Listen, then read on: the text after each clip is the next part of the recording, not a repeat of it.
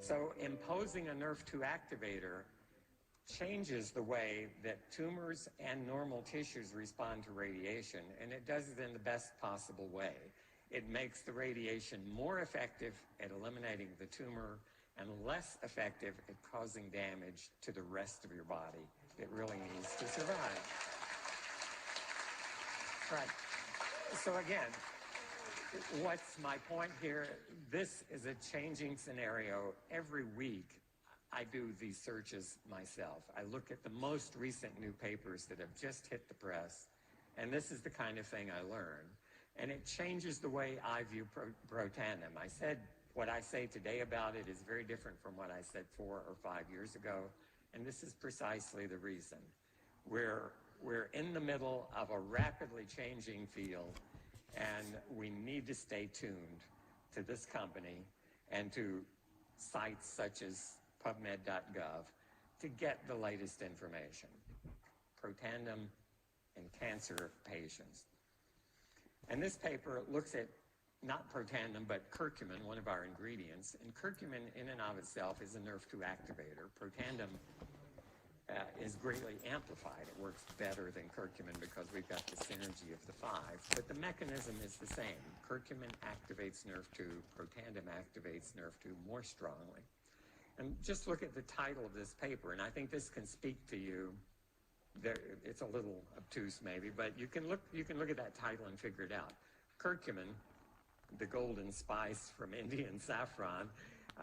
The researcher here is Dr. Agarwal from India, and he has a particular affinity, I think, for Ayurvedic medicine, for traditional medicine from India. He's at Baylor Medical Center in Houston, Texas, well known in the field of NRF2 activators.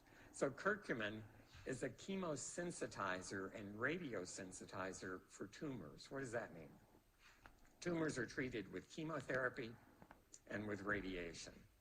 The reason for treating tumors with those 2 treatments, and they both increase oxidative stress substantially, is that unlike most other therapies that you get from the doctor that tend to make your cells work better, these 2 are designed to kill cells because your body, if you have cancer, contains cells that are rogue cells. They're out of control.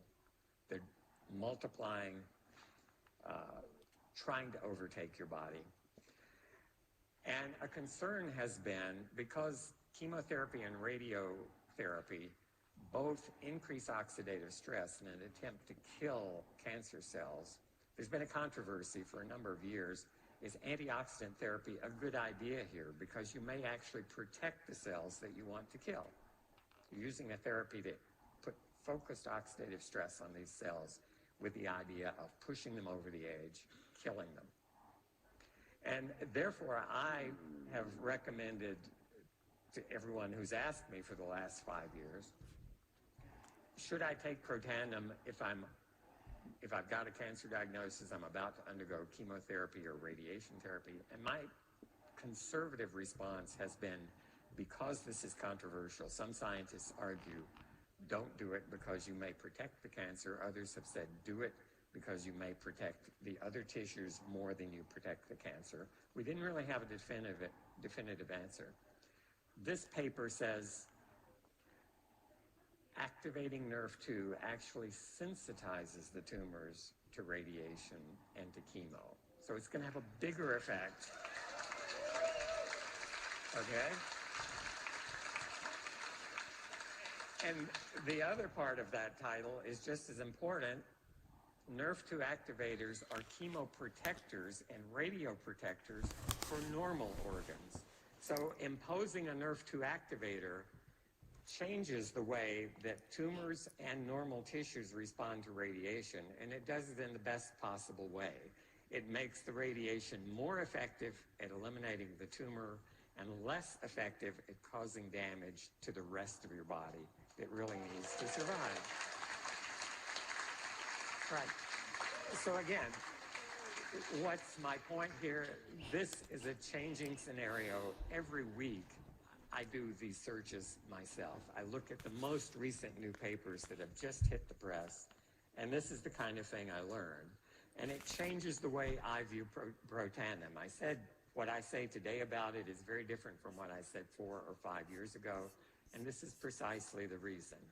We're in the middle of a rapidly changing field, and we need to stay tuned to this company and to sites such as PubMed.gov to get the latest information. Protandim is a NRF2 activator, and I realize that doesn't say anything to you guys if you're not a biochemist or have a PhD in some biomedical science. But I'm going to tell you very briefly what a NRF2 activator is and what it does. It can be viewed as a biochemical wake-up call. Literally, these substances are messengers. And the way Protandim acts, and many of you have seen this before, but this is the single summary slide of what Protandim does when it approaches a human cell. And so in the upper right there, you see something labeled Protandim. You've just taken a Protandim. It's found its way into your bloodstream. It's reaching every cell in your body. And when Protandim approaches any human cell, there are receptors on the surface of that cell. It's the analogy I use. It's like Protandim steps on your front porch, and it rings your doorbell. What happens inside that cell is there's a change occurring, just like when your chime goes off or your doorbell rings. Pushing the button outside has caused a change inside. In this case, an enzyme has been activated. An enzyme is a machine that does something chemically within the cell. In this case, it's a kinase. You don't have to remember that. And here it's signified by being activated. It turned yellow, but now it's turned on by Protandim. What does it do? Well, the important player here is that little red circle labeled NRF2. That's the biochemical messenger that needs to send information to the DNA in the nucleus of every cell in your body. And it's being held outside. The messenger is stuck to a blue protein there called KEAP1. And that complex is modified by this kinase. And what you can see is a little yellow group was added to NRF2. It's been chemically modified. So that activated enzyme caused by Protandim ringing the doorbell, if you will, has modified NRF2, changed its structural shape. It looks different to the blue protein that's holding it. And as a result, the blue protein lets go of the NRF2. The blue protein, by the way, is stuck to the skeleton of the cell, so it's outside the nucleus. And that's where it's been holding NRF2. Now that NRF2 has been modified, it's released by the blue protein, and it's free to diffuse into the nucleus of every cell where the DNA resides. The DNA is the master blueprint for that cell, contains the plans for producing everything that cell needs to make. When Protandim goes in there, when NRF2 goes in there, it now has access to 25,000 genes that are in the nucleus of every cell in your body. And about 400 or 500 of those genes have receptors where that NRF2 can bind and act. You can think of it as a key and a lock, or you can think of it as an electrical switch that gets flipped. The NRF2 finds the 500 genes that it can modify. It binds to them, it turns on that gene, and the end result is all 500 of those genes upregulate the thing that they encode, the blueprint for which they are for some product that the cell makes. So in this case, protective enzymes are produced in response to Protandim. That's how it works in a nutshell. The actual biochemistry is a little more complicated, but not much. Seriously, that's very close to the way I would explain this to my peers. That's what Protandim does. It activates NRF2. The cell makes more of its protective survival-related enzymes. So here I'm using a slightly different twist on the theme, stay tuned with Protandim.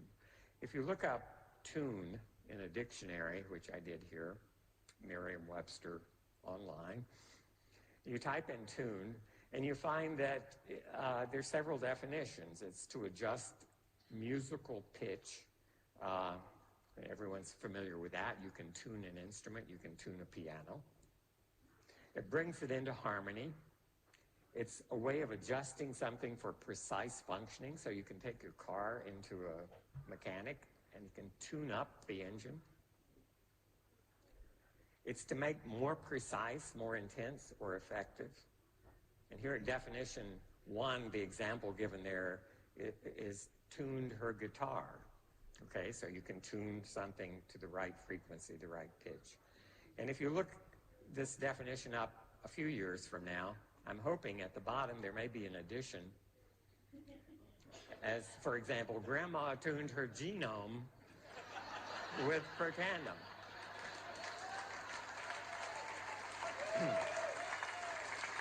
All right. Well, how is that going to work? Let me expand a little bit.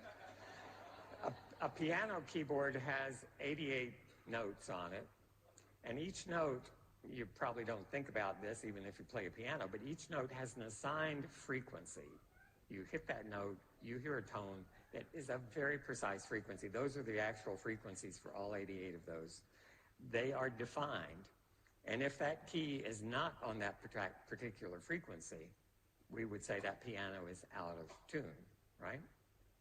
So let's suppose that in 1947, Grandma bought a brand new piano, and this is one chord from that keyboard, from the chord below middle C, so it's from low C to mid C, 13 notes. Each of them has a defined frequency, and when that piano was delivered to Grandma, every one of those 13 keys was right on, or very close to the defined frequency for each of those notes. And as happens with pianos, let's assume that for whatever reasons, Grandma's piano spent 50 years in the attic. And maybe the grandchildren discover it, bring it down, dust it off, and check it out. Well, after 50 years in the attic, things had changed. And if you hit those 13 keys now, you'll find that they're not on the precise frequency. The piano is out of tune and needs to be brought back into tune. It needs to be tuned up by a guy who knows what he's doing. He will bring tuning forks. He will listen very carefully, adjust each of those keys until it's back where it should be. And the same thing happened to Grandma, by the way, in those 50 years. If you look at her genome, and instead of 88 keys, we're looking at 25,000 keys in the genome, where each key is one gene. And to be properly functioning, if we looked at Grandma's genome when she was 20 years old, no oxidative stress to speak of, those genes would have been in tune. These are the 400 genes, and this is real data from my laboratory, from human cells, 400 genes that respond most to Protandim being added to the culture medium. And the height of, there are 400 little bars here, and you can't see them individually, but the height of each one tells you how frequently that gene is being expressed, how often that blueprint is being called out of the nucleus of that cell and functionally translated into the product for which that blueprint encodes. This is the way those 400 genes are expressed when oxidative stress is low. So we could call this a properly tuned genome. Because you can't see the individual genes when there are that many, I've taken a little area in the center part of this randomly in that red box, which is about 63 genes. And we're going to look at that a little more closely. They're now spread out. You can see them individually. The name of each gene is on the bottom of the axis, and they don't mean much to you, and some of them don't mean much to me. Some of them, in fact, are of unknown function. We know the gene is there. We know its sequence. We don't fully understand what that gene does. But in other cases, we know exactly what it does, what disease it may be involved in. So this is, I think, 63 genes chosen just to be in the middle of that range. And this is how they're expressed when oxidative stress is low specifically when Protandim is in the medium. If we grow, and this is in a human cell line, if we grow these same cells without Protandim under conditions that have oxidative stress, what do you think it looks like? It looks like that, okay? So that's equivalent to grandma's piano after 50 years in the attic. And the difference between that and this is Protandim, all right? It's a dramatic illustration.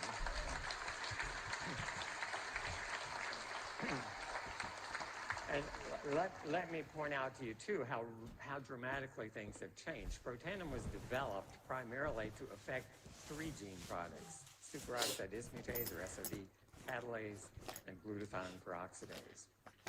And the literature, as of 5 years ago, led us to believe that this could happen, this would happen with Protandim. And indeed, it did affect those 3 genes. What we've learned in the last 5 years is that it affects not only those 63 genes, but these 400 genes, right? So 3 of those are SOD, catalase, and glutathione, or glutathione peroxidase. Have we realized that Protandim does a lot more than that? You bet. We went from 3 genes to 400 or 500 genes that we're now talking about. Each of those genes has its own story. And your eyes would quickly glaze over if I went through the first 200 of those. So what I'm going to do is give you an example on each end of the spectrum in the few minutes remaining. One of the genes that caught my eye when I looked at this entire 400 genes was at one end of the spectrum. That is, of all the genes that are downregulated, which one is downregulated the most? And this gene, called fatty acid binding protein 4, meant nothing to me at the time, was strongly downregulated by Protandim. And I'll show you the data in a moment. And so what do I do when I see something like that? Well, I go to pubmed.gov that I showed you earlier. I type in fatty acid binding protein 4, or FABP4, the name of that gene.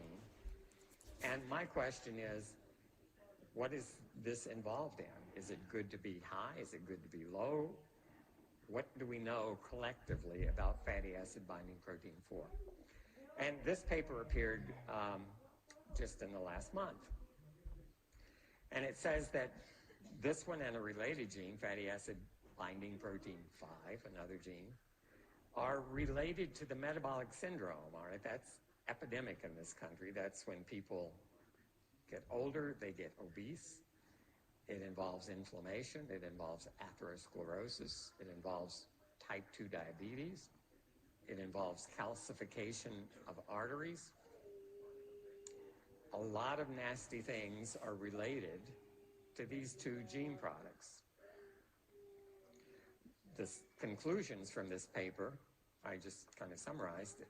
FABP4 and to a lesser extent FABP5 contribute to insulin resistance, which is part of type 2 diabetes, atherosclerosis, hardening of the arteries, cardiovascular disease. Reduction of FABP4 provides a striking resistance to the development of insulin resistance and multiple features of the metabolic syndrome, all right? That's powerful.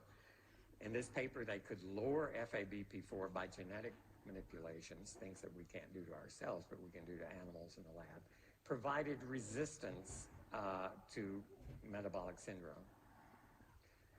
And at the bottom there, FABP4 associated with metabolic syndrome, inflammation, coronary calcification in humans. What does Protandim do to it? On the left, you see the effect of Protandim on human cells in culture. The left bar is the control without Protandim. At 2 concentrations of Protandim increasing, you see an 85% reduction of this FABP4 gene product. The related one, FABP5, showed a 66% reduction in response to Protandim. Right? The higher this gene is, the more likely you are to get metabolic syndrome, calcified arteries, and the related bad things that happen. At the other end of the spectrum, another gene, and again, when I saw this one, this is one of the most potently upregulated genes by Protandim. The gene is named AKR1B10. That didn't mean anything to me, even though I'm a biochemist. It's a human aldoketo reductase, but I put it in PubMed to see what is this gene doing. Protandim strongly cranks it up. Is that a good thing or a bad thing? These two papers were published within the last year. Again, rapidly moving scenario. And look at this title. This gene, AKR1B10, promotes cell survival, sounds good, by regulating lipid synthesis and eliminating carbonyls. Well, you may not know what carbonyls are, but carbonyls are related to T-bars, which you have heard before, lipid peroxidation products. The conclusions of these two papers is that this gene responds to free radical damage, which results in formation of toxic lipid peroxidation products. So that broadly is T-bars. More specifically, it's talking about one of those products, 4-hydroxynonenal, 4-HNE, which may ultimately lead to cell death. These aldehydes damage the DNA. They can cause mutations. And this gene the gene product efficiently catalyzes the reduction of 4-HNE, protecting cells from toxic effects. What does Protandim do to this gene? The one on the left is the control. And here you see two concentrations, a very low and a higher concentration of Protandim, a 3,200%, 32-fold increase in the production of this gene product. And this is a good one. The more of this you have, the more protected you are, right? And each of those 400 genes can be analyzed in this way. And I have to tell you, I haven't made my way through all 400 of them, but I spend hours and hours ferreting out what those genes are, what they do, and the overall predominant theme is exactly what you've seen here. The genes that help our cells survive are upregulated. The genes that are doing the damage, causing the problems, are being decreased. So I think that's pretty much the end of what I have to say. I want to tell you a lot of these guys have contributed to what I've told you today.